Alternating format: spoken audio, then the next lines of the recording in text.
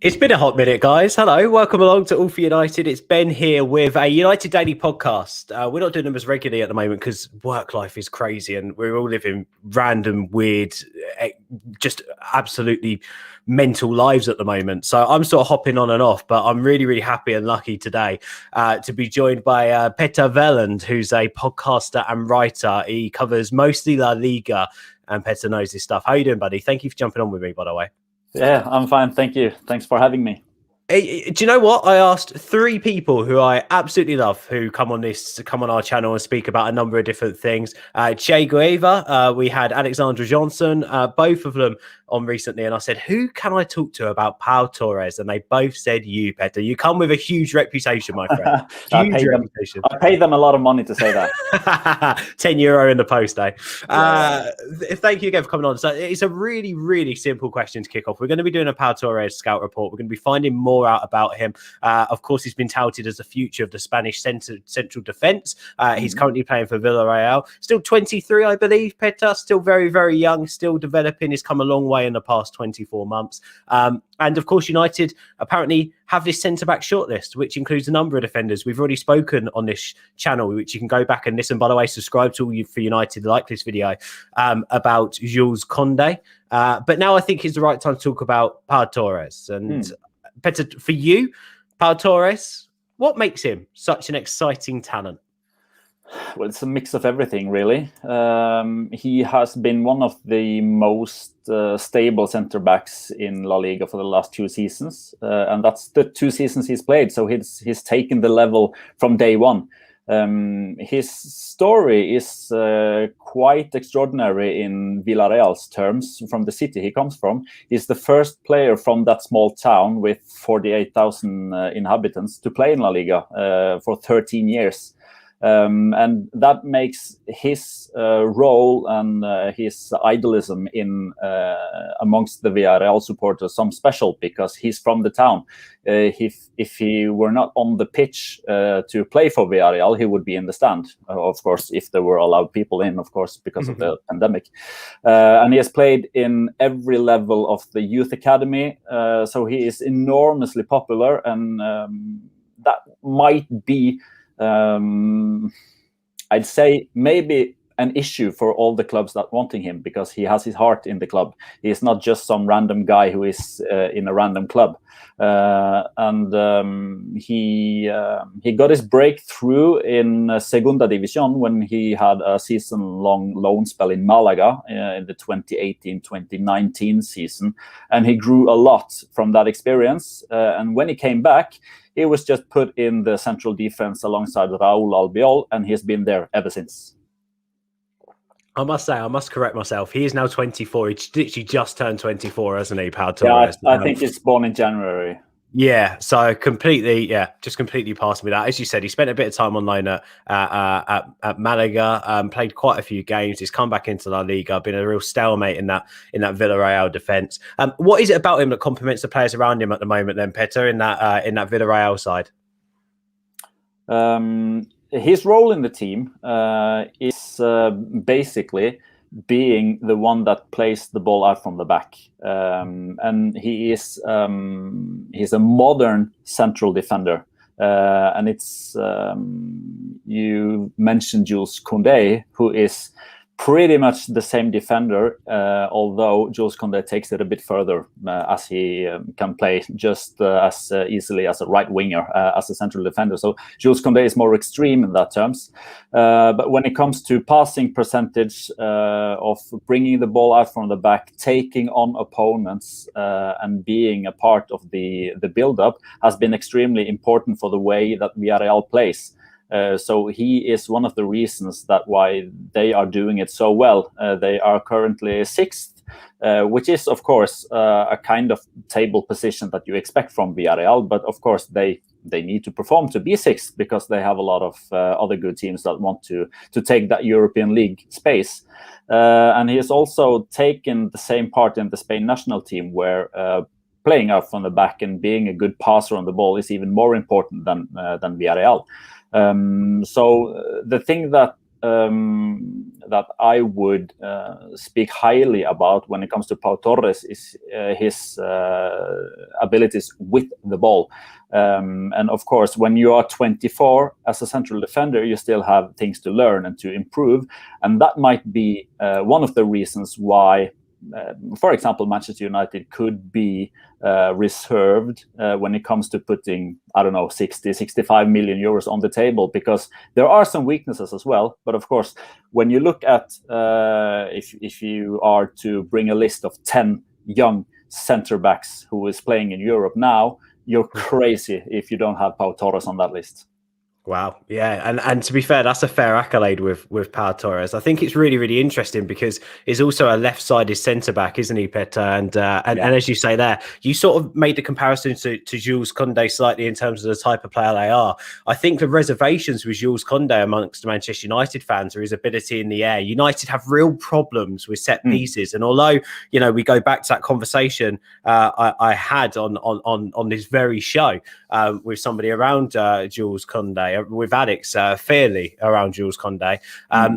He's got a fantastic leap on him. He plays a lot of basketball. He can get in the air. He's actually fantastic in the air, Jules Koundé, but he's about 5'11", whereas Pau Torres, for the player he is, he's got such a big stature about him. He's 6'4", isn't he? So what is he like in the air, and what's his mobility like for such a tall centre back? When it comes to Jules Koundé, just to take that for the elder viewers, I would compare him to Roberto Ayala and Ivan Cordoba, who were Argentinians, small central defenders who won everything in the air. And Jules Koundé is like that. Pau Torres, as you said, it equals 1 meter and 91 centimeters in our terms of talking about heights. He is mobile in some way, but when we have a saying in Norway, which is bestemme, ombestemme, and it equals like consider, reconsider. He is very good at reading the game in phase one. But if he is meeting players who is at first, they are going in behind, and then Pau Torres is very good at reading that first movement. But if the opponent then changes his mind and then goes towards the players that has the ball, Pau Torres could use some more time than the opponent to switch off or switch the way he runs, because, as you said, he is quite tall, so his mobility is not it's not a perfect 10 by any means. And when it comes to duels, he has a success rate of I think it's about 70% of the duels are won, so 2/3. But the amount of duels are very low. So if you are ranking the La Liga center backs on how many duels they are winning, Pau Torres is I think he is amongst bottom 5. But if you take in percentage, he is on top level, and that tells me, and that is also the impression I get when I see him. He doesn't like to go in duels. He wants the striker to bring down the ball and then take the ball from him and start an attack as well. And that might be one of the problems that he can face, for example, in the Premier League, the tempo. We could have another episode discussing whether the big tempo is a plus or a minus when it comes to quality, but it makes Pau Torres, if he in the future should be a Manchester United player, he needs to take choices in a higher amount during the game, and that's not ideal for him at the moment. But as we said earlier, he's 24. He can learn, he can improve. So I don't see that as an obstacle, but it's worth noticing. What about set pieces then?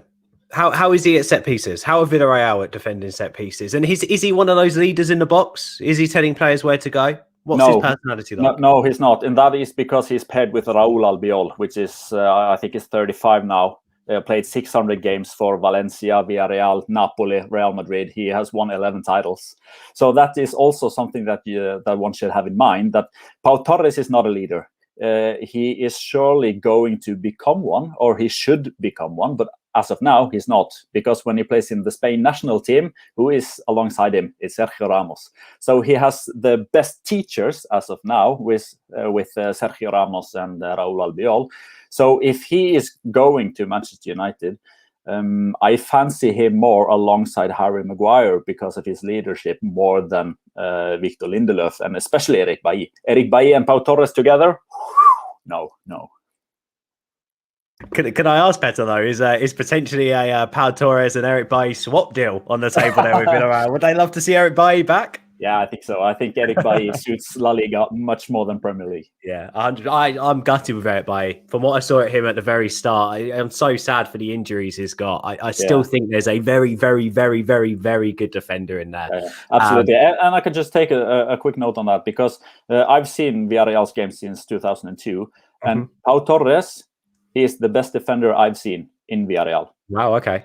In terms of so potential. Better at his stage now that he's at compared to Eric Bailly, would you say Pau Torres at that point within Villarreal better defender? Yeah, because when Eric Bailly were sold to Manchester United for, I think it was 40 million euros or something like that, I said that Villarreal is laughing all the way to the bank.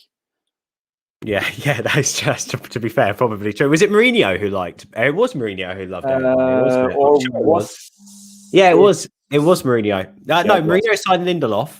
Yeah, and Val signed Eric Bailly, I think, potentially. Yeah. Could it have been?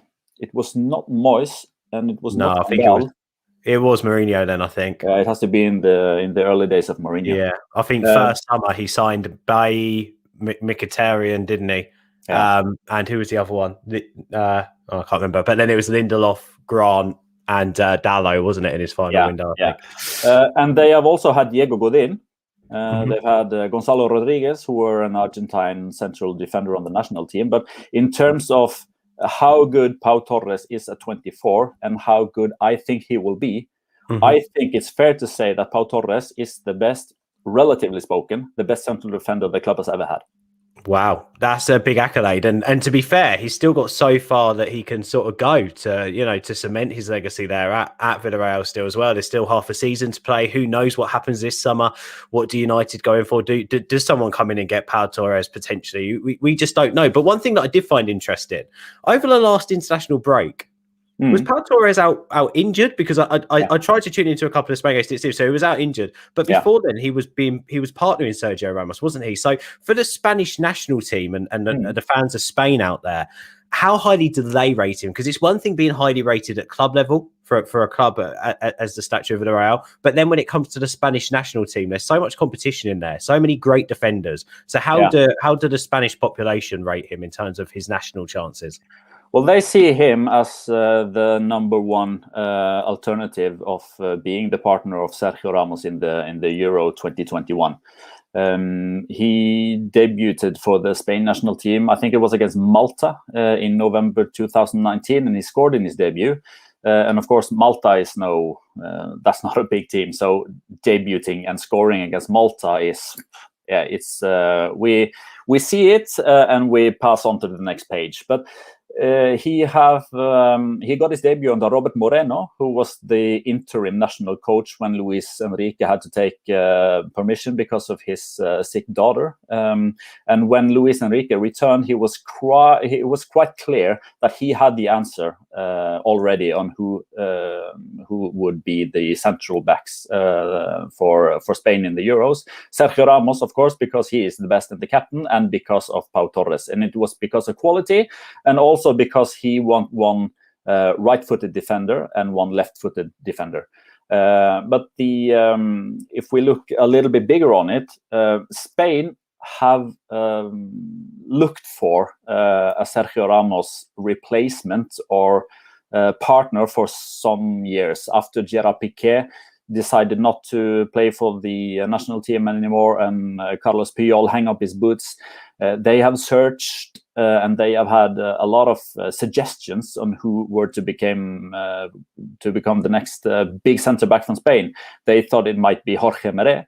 He's now playing in Cologne in the second or the lower part of the Bundesliga. It's Jesus Vallejo, who is playing against Manchester United tomorrow, maybe as a substitute for Granada. And you have also had other suggestions on who were to become the big next center back. And then Pau Torres all of a sudden came from nowhere and were placed between or alongside Raul Albiol. And since then, he has had an amazing development. And I think the Spanish population is now very sure of Sergio Ramos and Pau Torres in the Euro 2021. I find that interesting. So is there not naturally speculation now? Because I mainly only see speculation linking Pau Torres to the Premier League and clubs within the Premier League. So then is there not natural speculation in Spain with the whole Ramos situation and the Varane rumours, etc., of Pau Torres to Madrid? Because surely that sounds like the perfect fit. You know, Real Madrid have always had one massive, great big name from Spain, and centre back's been for years Sergio Ramos. So surely Pau Torres there is the perfect fit. Yeah, absolutely. There are 4 clubs that have been mentioned by what I would say is trustworthy journalists or newspapers in regards of the future of Pau Torres. It's Manchester United, it's Manchester City, but that rumor or that possible transfer, I think that faded away when they signed Ruben Diaz. And it's pretty much the same now with Bayern Munich, who signed Dayot Upamecano. So that place is occupied for the next, 5-10 years. And then we have Real Madrid and Manchester United left of those big powerhouses that has the need and the money. But Real Madrid, because of the pandemic and because of the remobilization of Santiago Bernabeu, they have placed more of their money on building for the future in terms of bringing this stadium opening closer to 2021 than 2022. Yeah. So they are not able to compete with Manchester United in terms of how much money they can spend and how many players they can get. So my impression is that Real Madrid are launching for the attacking force, Kylian Mbappé, Erling Haaland, those type of players more than Pau Torres, because I think Sergio Ramos in the end will renew with Real Madrid. I think that's just a staring game, and the one that blinks first loses. And I think Sergio Ramos will blink soon and accept that 1-year contract.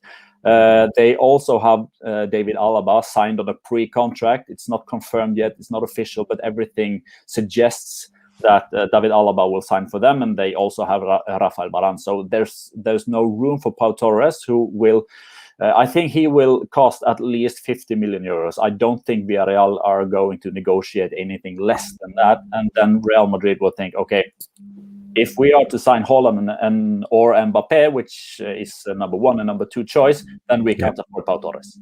Well, and let's face it, didn't have them both last night, Ramos or Varane, and they done all right, didn't they? That Madrid defense, they've got depth in the position in that position, as you said. Alaba coming in the summer, you'd expect, and Ramos, solidifying that contract. Even if they did let Varane go, they've still got options there. And if they focus going attack heavy, hey, it's that old saying: you can score 3, but if we score 4, we're happy. So at the end of the day, that's football, isn't it?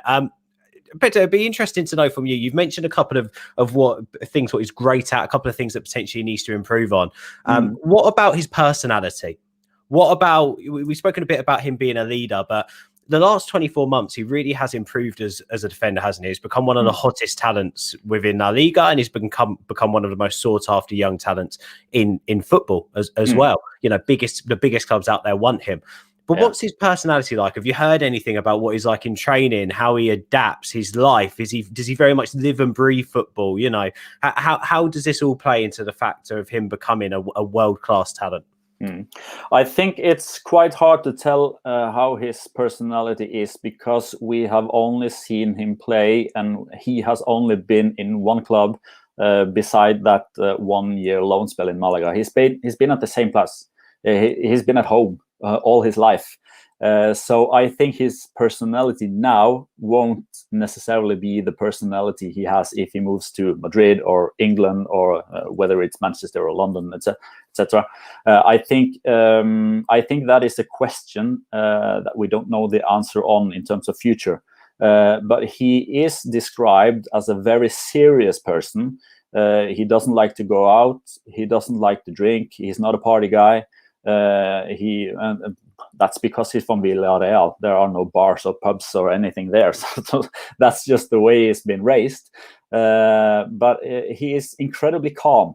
And that is also one thing that strikes you when you see Pau Torres. The first thing you notice that is he is a big guy. He's 191, as we said.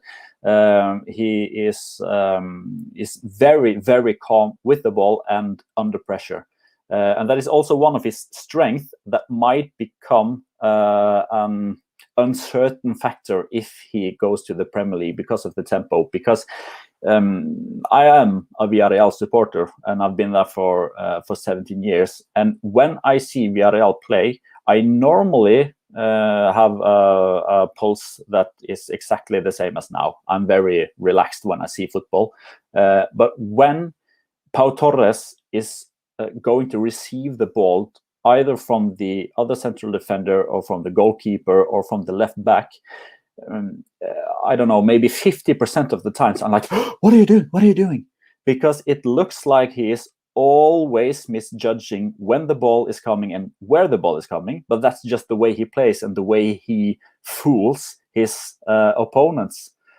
He is extremely good at measuring time and distance. But of course, if you are going from a league which has a lesser tempo in the game to a higher speed league with more aggressive pressure, etc., that might fool him, at least in the beginning. And he has given away some goals on that kind of mistakes. He is considered a couple of penalties on misjudging the ball sometimes, but he is like a cat. He always lands on his feet. Oh, that's amazing. He does sound like such a talent. I've only seen him a few times, but he does very much sound like a Pep Guardiola centre-back. He really does. Every time I hear about him and Jules Conde. But then maybe this is... Yeah. And I said this about... That's actually a very good point, because if I were to pick out a player in the Premier League who likens Pau Torres, which has sort of the same playing style, it's Aymeric Laporte. Mm-hmm. Yeah, someone mentioned that in the live chat earlier, actually, and I think it's a fair comparison. I was going to say that I think these ball-playing centre-backs that we hear a lot more of, I think this is a new breed of centre-back, and I said this the other day when someone said, I can't believe how good Johnny Evans looks now, and I was like, yeah, but you've got to remember, when he was at United where we were all going through a time and a period where you want your centre-backs primarily to be able to defend and defend very well, and if you're at one of the top clubs in world football, you need to be fantastic at tackling and defending. That's what you need to be good at. Now, if you want to play for a top club, you need to be good at defending, but fantastic at passing the ball. There's a real demand on passing the ball out of defence. And that is what Johnny Evans excels at. This is why United went through that stage where Chris Smalling wasn't good enough. Chris Smalling's a great defender. Yeah. Awful on the ball. The amount of balls that I see at Old Trafford going to Rose Ed thanks to Chris Smalling, it's absolutely crazy. And it's the same with Phil Jones. And I think this is a time, you mentioned there about being able to play the ball and be fantastic with the ball at their feet. I think Harry Maguire is one of the best passers of the ball at Manchester United. He's a fantastic ball playing defender, but he's also very good at defending, and he's a proper... I want to say this in the nicest way. Sorry, Harry. He's an ugly defender. He doesn't look elegant, doesn't look sweet, but he gets the job done. Pau Torres looks like a more fashionable centre-back. He sounds like he's good at defending. He makes good decisions defensively. But ultimately, his game is to excel in a ball-playing defence. So I think it would say a lot, wouldn't it, about Ollie's Manchester United if we did seriously go in for Pau Torres. But listening to what you said there, he would be a good fit next to Harry Maguire. Would you agree with that? Yeah, I think so. Then you have the ugly and the beautiful, right? Because I think that's a good. Imagine that banner. He's so elegant to look at, and because he is so calm. But I'm just wondering, or not wondering, but I've noticed, and I think that Pau Torres could be a success pretty much everywhere. But of course, as you mentioned with Phil Jones, Chris Smalling, they have to fit in, and they have to be played good, and they have to play the other good. I don't fancy, as of now, it may change in the future, but I don't fancy Pau Torres playing in a team which is very, very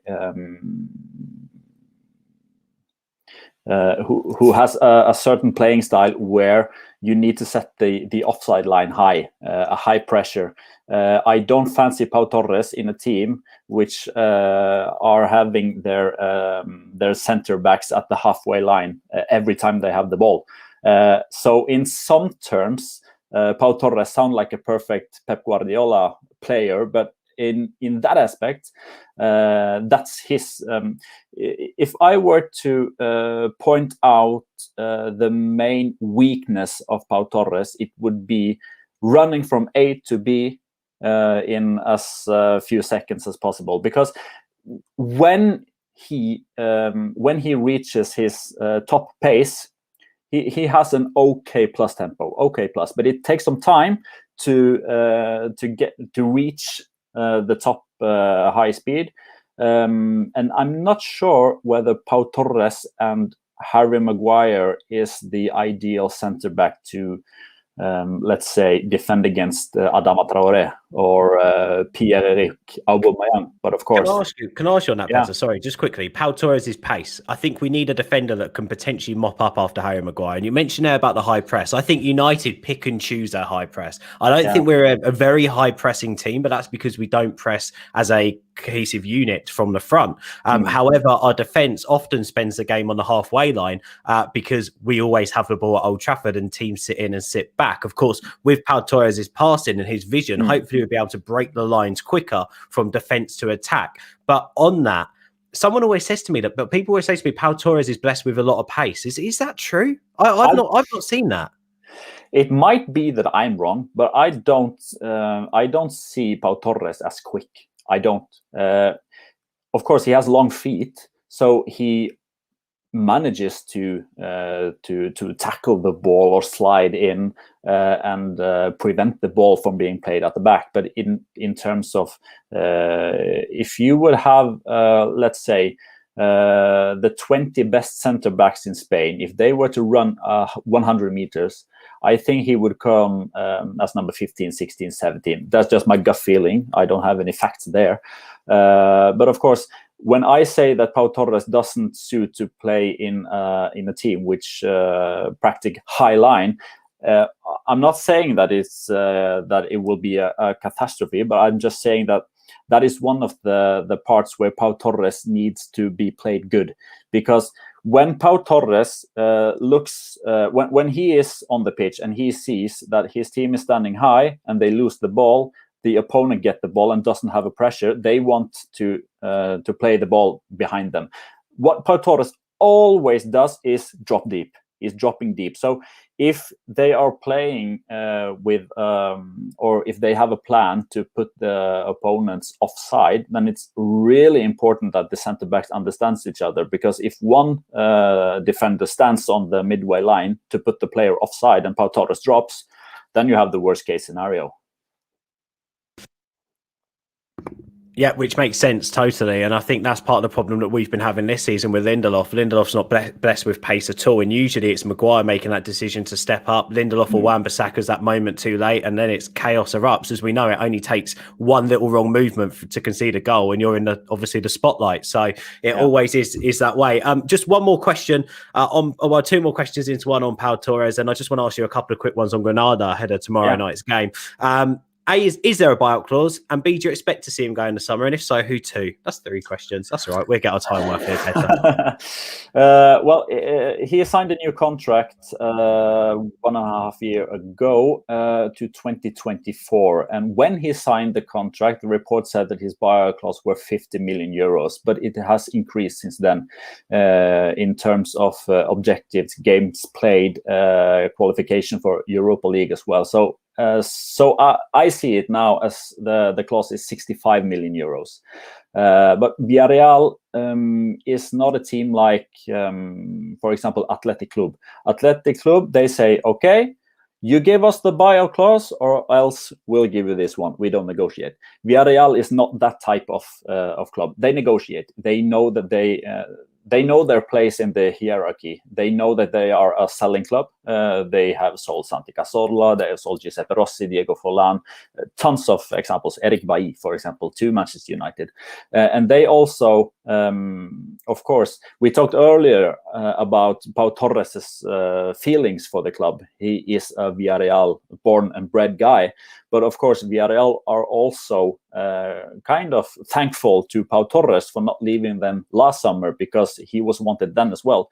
So you might see a bit of a compromise here, that if someone is giving, let's say, 50-55 million euros, some add-ons, I think Villarreal are willing to sell. But of course, you have to see this in a bigger perspective as well, because the sporting director and the president of Villarreal, they cannot sell everyone at the same time. And as of now, it looks very likely that Atletico Madrid will be very, very interested in buying Gerard Moreno for approximately the same amount of money. And then you would have to choose, because I don't think Villarreal will sell both of their stars this summer, maybe just one of them. And then you have to look, okay, what do we have in spare? Who can we replace them with? And the most important thing, Gerard Moreno, I think is 29, 30. It's the perfect timing to sell him when he's 30 compared to Pau Torres when he is 24, because Pau Torres will be as good or maybe better when he's 25. It could be that situation where give us another season, we'll let you go for X amount. I think so. So if it's a yes or no question, and I have a trigger towards my head, I would say no. He will not be sold. But if he is going to be sold, I think it's more likely with Manchester United than Real Madrid. And I've got to be honest, I think United should be in for a right winger, someone who can create goals, and a defensive midfielder this summer. Yeah. I don't think we should be in for a centre back. And I say that because I think that's the next natural progression afterwards. We need someone who can shield that defence. Again, it's down to the playing style and what we want to do moving forward and adapting to that plan. For me, United are about 4, 5 maybe world class, like best in class players away from properly competing on all fronts. And one of those would be a centre back. One of those would be a striker. One of those would be probably another midfielder. But I think first of all, the biggest holes are shielding that defence more than anything. I don't think the Lindelof-Maguire partnership's as bad as some people make out. Yes, can you progress to better than that? Yes, of course you can find Maguire a better partner. But right now, I don't think it's the time to do that. I think there's other areas that need addressing. For instance, Fred should not be starting for United, but that is another conversation. But he probably will do tomorrow, Petter. And will Granada be licking their lips? What can United expect tomorrow? Very, very briefly. You sound really confident from a La Liga enthusiast and pundit. Granada, yeah, well. Manchester United beat Real Sociedad 4-0 at neutral ground, and Real Sociedad is a much better football team than Granada. So we can start from there. Can I tell you on that? Alexandra Jonsson, who you know really, really well, she's absolutely lovely. We had a chat before the Real Sociedad game about them, and she scared the living daylights out of us about how she spoke about Real Sociedad, how great they are, and she was spot on. To be fair, I'd seen some games from them. I was bricking it. They're an unknown quantity, very young, flamboyant side, and even at full time of that game, she sent me a message and went, Blimey. Like no one was expecting that. No one in Spain was even expecting that. It's the charm of football, you know. You never know what's going to happen. And what happened in Turin when the game where the game was played was that United killed them in terms of pace and going in between. And that is Real Sociedad's weaknesses. Manchester United identified them and exploited them in an abusive manner. So Real Sociedad should be better than Granada. They are better than Granada as a collective, and they have better individual players. What's also worth mentioning here is that a Europa League quarter-final for a club like Manchester United, it's a disappointment, because Manchester United should be in the Champions League, not in the Europa League. While Granada, who had their 90th anniversary yesterday, they are calling this game the biggest game of their history. So there is also the difference between the clubs. Granada's strength is their collective and their ability not to do what Real Sociedad did when they met Manchester United, because when it comes to Granada, it's safety first and counter-attacking football. And let me just kill one myth about Spanish football. I don't know if that lives in England as it does in Norway, but here in Norway, we think that every Spanish team is playing like or wants to play like Barcelona, like tiki-taka, technical, passing the ball. That's a myth, because almost, I would say 65% of the teams in La Liga are defensive-minded, with defensive-minded coaches, which is trying to do the same as Diego Simeone has done with Atletico Madrid, and that Julen Lopetegui is doing with Sevilla, with safety first, getting the ball out from dangerous areas, winning the duels. So Granada will not try to entertain anyone. They will drag down the tempo. They will try to make the game as slow as possible, and then they will. I think they will have their hopes that Roberto Soldado will use his experience from playing against Manchester United for Tottenham, and of course scoring 130 goals in La Liga. So he is probably their biggest stars, and they will also hoping that United will let Kennedy fire with his left foot from 30 meters and in. And, I used to rate him. I used to rate when he first moved to Chelsea. I was like, they've got a superstar in Kennedy here, and I think you're probably seeing shades of it in La Liga. But that's the problem. It's reaching that level and being consistent for any young player. And unfortunately, he was shipped out on loan so much. Like he never got a consistent rhythm at a club. And now is obviously with Granada. So you've got to be careful of players like that, because they've got a point to prove. So I don't know. Has he still got engine? Has he still got an engine? Has he still got some blood in those legs? Is he still running all right? It seems like he was in the Premier League years ago now. Yeah, Soldado. Yeah, still going strong. Yeah, but of course he's not the kind of player that he was some years ago. He has to adapt because of his age and his physical presence. We have a saying in Sorry, Petter, go on, carry on. What was you going to say? We have a saying in Norway, which is some people have a personality on the pitch, which it makes them capable of irritating a sandcorn in Sahara. Roberto Soldado, he can irritate a water drop in the biggest ocean.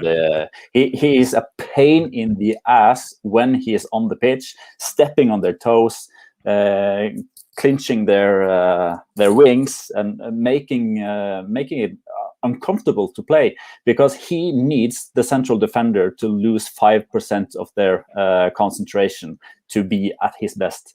He's one of those players that you hate playing against. A bit like an Eric Lamela. You just know he's going to do something to wind you up or wind the fans up during the game. That's just going to throw you off course at some point. But hopefully, a professional United performance. Oh, I'd love. I can't tell you how much, Petter, I want United to just repeat the Real Sociedad game. I want it done in the first leg, because we've just got so many games coming up, and the Champions League is I'm still not 100% convinced it's done for us this season. I want us to cement second place. So if we can rest some players for the second leg of that Granada game, I'll be so happy. Ollie hinted a bit that maybe Ahmad might even start tomorrow. We're waiting to see on Rashford. So it's going to be interesting. But if you had to give us a prediction, Petter, what would you be going for? United will advance to the semi-finals 9 out of 10 times. Yeah, there we go then. So hopefully it's not that 1 out. Hopefully you're not my bad omen, Petter. Otherwise, I'm going to be, exactly.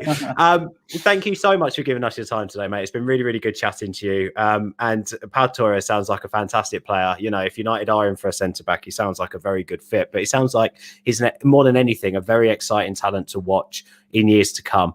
And he will get a big move at some point, and at some point we'll be noting him as one of the best centre backs on the European stage. Which it's exciting to learn about him now a bit more from someone who watches him. So thank you for that, Petter. Keep up the good work. Where can people hear more stuff from you? Not read so much, but I'm commentating and being a studio expert in Norway. So in England, it's not possible to hear me. Well, or you could just follow Petter's, but he's on his Twitter and see what he's up to. There we go. Yeah. Go and give him a follow, see what he's up to. Hopefully we can get you on again very, very soon, mate. It's been fantastic chatting. Absolutely. Thank you for taking the Thanks time for out. Having me. No problem at all. Guys, stay safe out there. Of course, match reaction on tomorrow. Subscribe to All for United. Hit a like on this video if you enjoyed it. And of course, feel free to share it around if you like. I'll speak to you guys in a bit. Stay safe, everyone.